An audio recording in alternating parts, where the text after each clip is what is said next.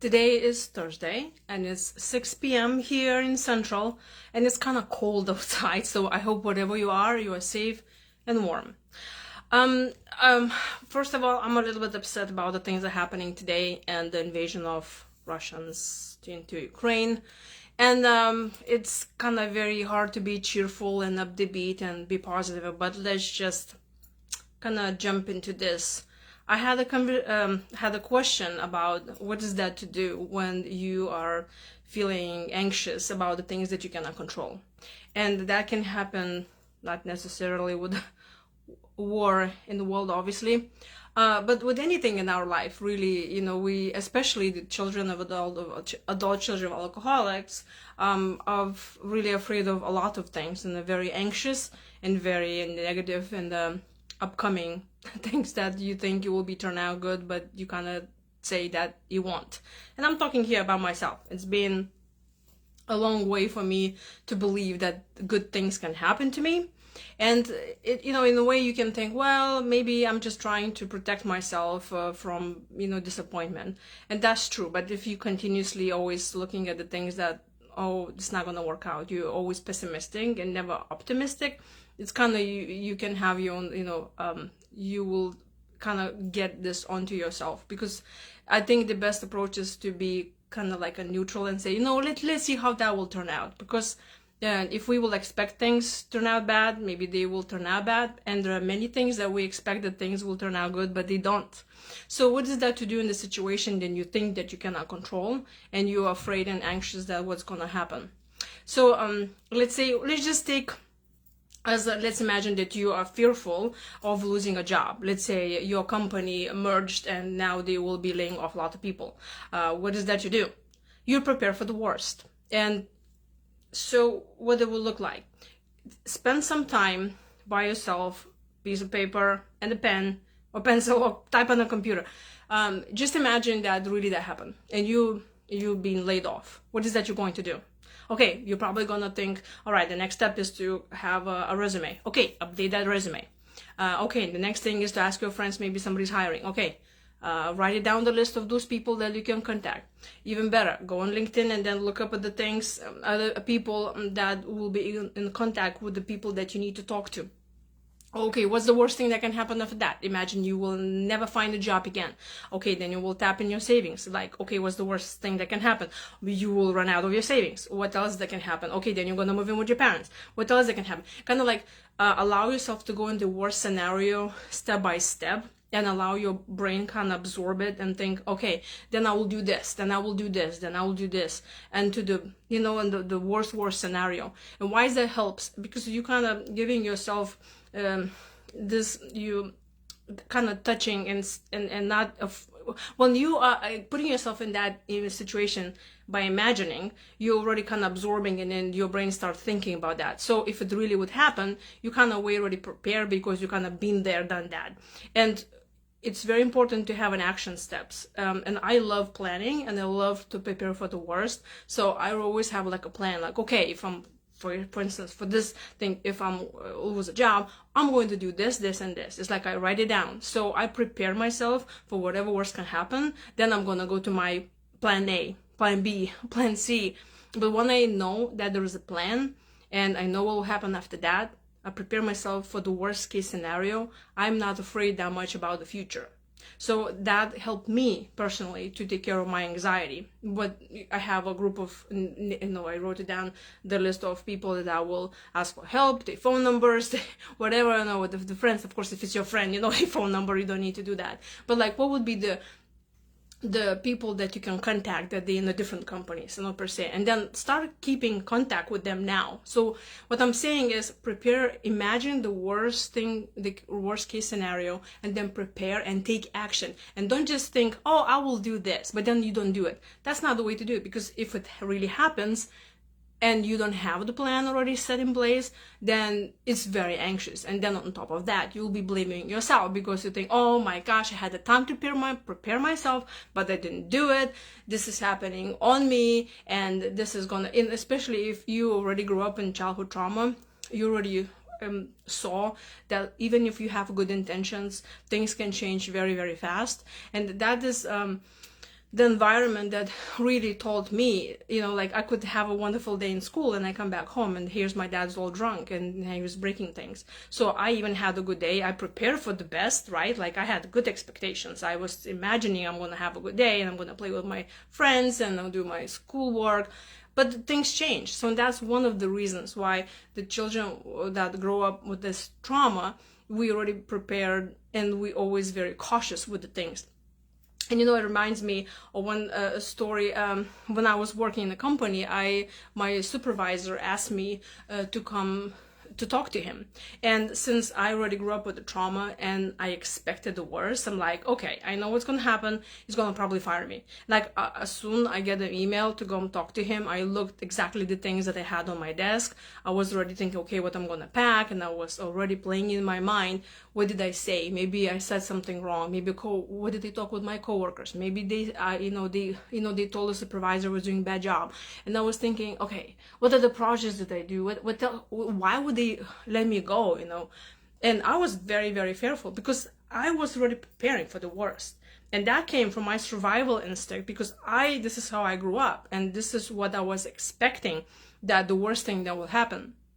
So when I got to talk to him, and he was saying, well, we did our profits of last year, and we talked through in our management, and I was thinking, okay, yeah, I see where that's going. Of course, you don't have that many profits, so you're gonna let me go because of that. And then I was surprised when he said, we'll be giving you a raise. And I was like, are you serious? And that moment, I realized, like, wow, I was expecting the worst thing that can happen to me, being laid off, like being fired, not even laid off. And here he's actually giving me a raise. So I wrote that story, and I always remembering when I expect the worst, I try to remember as many stories as possible. So I'm inviting you to write it down on a piece of paper when the situation that you thought is going to turn out really bad, like you expected the bad things happen to you, actually didn't end that way. And the more stories like that you'll have, when you feel anxious and stressed out in a situation and fearful about your future, you just grab that list and you read it, because brain loves evidence. I know it's better if you have more than one and you kind of tell yourself, like, you see, that time turned out to be not that bad. It could be not that bad right now. So then you help yourself to relax a little bit and manage that stress and anxiety, that anxiety that you can function, And so I have my own little list, and I keep on adding, even right now, what they say, there's never enough work that you can do on yourself and on your mental health, right? But little things like that you can have your little list, little book that you can come back to. It is like one of the stress management tools that you can help yourself to talk to yourself. And if you maybe you have some other affirmations, or other people who said, like famous people or gurus who have a great sayings that kind of calms you down, or maybe you read Bible and you have some good stories about how you could be supported. Have your little list where you prepare how you can calm yourself down, your mind, how you can calm your mind down, and then you can get the grip of all that stress, and you control your anxiety. So make that list, prepare for the worst. So whatever happens in your life, you lost a job, you lost a relationship, you got in a car accident, whatever, prepare yourself for the worst things that can happen to you. So then you can control your anxiety, and that whatever happens, you already have a plan A, plan B, plan C. So another thing that I wanted to talk about, and I got a question, you were saying that, so there's someone is in the dating right now, and the person, I'll just say a person, has a difficulty of immediately attaching with anybody that they message with, and then whatever they turn out that it was not a good match, they take it very personally, and it triggers them a lot. And it's like, well, I don't know where that's coming from. I don't even meet those people, but I'm kind of like fan of love through them, through the messages. And this dating experience is so painful to me that I think I'm just gonna die lonely, pretty much. And that it reminds me of, this is how I used to operate, and even now I operate, but I remind myself that this is all coming from a childhood trauma. And precisely is about the fear of abandonment. So as an adult child of alcoholic, I was really like neglected and left behind. Every time I been promised to me that we'll go do things and this is gonna change. We'll stop drinking. We're gonna be this wonderful family and whatever. Or oh yes, I'm gonna be there for you. I'm gonna show up to your rehearsal, to your whatever, and that was never delivered. Or that my dad will not come back on time and I'll feel abandoned. So the fear of abandonment really kind of carries into the adulthood.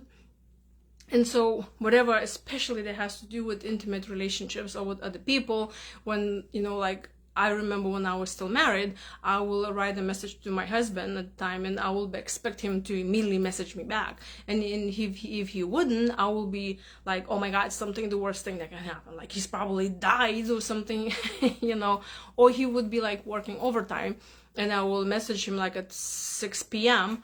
And like, where are you? You're not at home. And he would not respond to me. I will imagine, oh, he's cheating on me, or he's got an accident and died, or whatever, God knows what.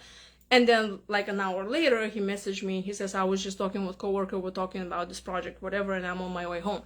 So the stories like that, I also start writing like a little list for myself. One, again, I expected the worst, and then it turned out that was not the case. And that comes from the fear of abandonment. So I think in situations like that, especially when you're trying to meet other new people, have to like mentally prepare that it's not necessarily about you. It's not like they abandon you because you're so bad and you're unworthy of love and unworthy of healthy relationships. It's like something's wrong with you, because that's what always will come to my mind, of thinking there's something's wrong with me. I'm unlovable. People don't want to love me because I am, I'm this wounded child. And so when I read so much and I tried to find the solutions for how can I manage my anxiety and my fear of abandonment, then I will come to conclusion like, okay, there are multiple reasons why, let's say some other men decided they don't want to match with me, right? Like we had some messages and they just didn't like me and like unmatched, right? Or we met and they don't want to talk to me again. And I keep on asking myself, what was wrong? What did I do wrong? That is the childhood trauma that's coming when I always questioned and felt guilty about who am I, because I did not get from my father of support and acknowledgement saying, yes, you're an amazing kid, you're so beautiful, you're so smart, I love you so much. So when that came this way, then I started again working with my brain saying, okay, I need to justify what happened. It has maybe nothing to do with me. Maybe they turn out they don't want to date anymore. Maybe they left the app altogether because they decided that they're going to go back to the ex-girlfriend. Or maybe there were some other reasons that they decided they're not ready to give the amazing relationship that I was waiting for. Maybe they were not ready for the relationship because I was too good actually for them, and they thought that they would not be able to satisfy me because I'm just that good. I know it can sound selfish, but anything that works for your brain to calm you down and get the grip on your anxiety, right? And then I love the saying like, you don't know what you've been saved from. And I do apply this a lot in dating and in finding jobs and buying houses. Let's say you wanted to buy this house, but you didn't get it because somebody just bid more and you lost that house that you wanted so much. And now you're thinking, oh, I could have just give more money and I would have had that house. You don't know. Maybe the house had very serious problems that you didn't even see. So you don't know what you've been saved from. The same with relationships. It's like, oh my gosh, this guy was amazing. I would be so happy, but he didn't want me. You don't know what you've been saved from.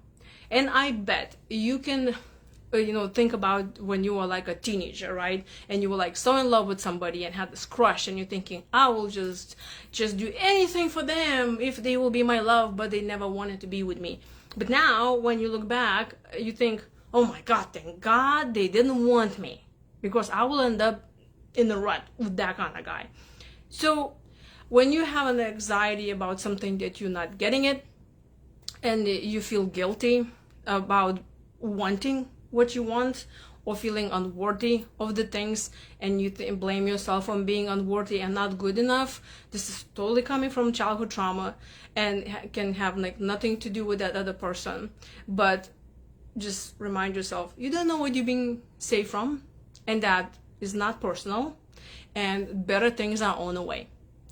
So it feels to me like I've been talking a lot. So that's it for today. So if you have any questions, please send me a direct message, and I'll be very happy to answer this live next Thursday.